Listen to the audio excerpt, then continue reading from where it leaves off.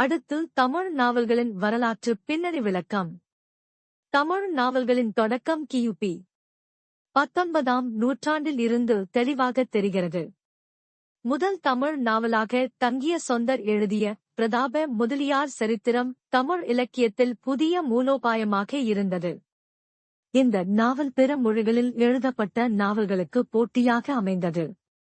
முக்கியத்துவம்.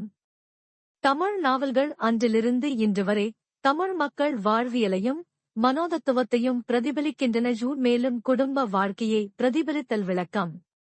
நாவல்கள் குடும்பத்தின் நுட்பமான உறவுகளையும் சிக்கல்களையும் உணர்த்துகின்றன. பெற்றோர்களின் பாசம், காதல், தம்பிதங்கை உறவுகள் போன்றவை வாசகர்களின் உணர்வுகளை தட்டி எழுப்புகின்றன.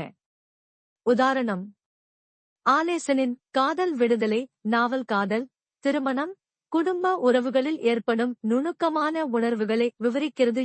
அதனைத் தொடர்ந்து பெண்ணியத்தை உருவாக்கிய நாவல்கள் விளக்கம். தமிழ் நாவல்கள் பெண்களின் சுதந்திரத்தையும் சமூகத்தில் அவர்களின் பங்களிப்பையும் பேசத் தொடங்கின. உதாரணம்: அனதா எழுதிய பெண் காதல் கதை பெண்களின் மன அழுத்தங்களையும் அவர்களின் சுயமரியாதையையும் பிரதிபலிக்கிறது. அடுத்து தற்கால நாவல்கள் மற்றும் சமூக பிரச்சினைகள் விளக்கம். தற்கால தமிழ் நாவல்கள் கல்வி, தொழில்நுட்பம், பொருளாதாரம் போன்ற துறைகளில் நிகழும் சமூக சிக்கல்களை முன்வைக்கின்றன. உதாரணம்: சுஜாதாவின் கனவு இந்தியாவின் அறிவியல் வளர்ச்சியை மையமாகக் கொண்டுள்ள ஒரு அறிவியல் நாவலாகும்.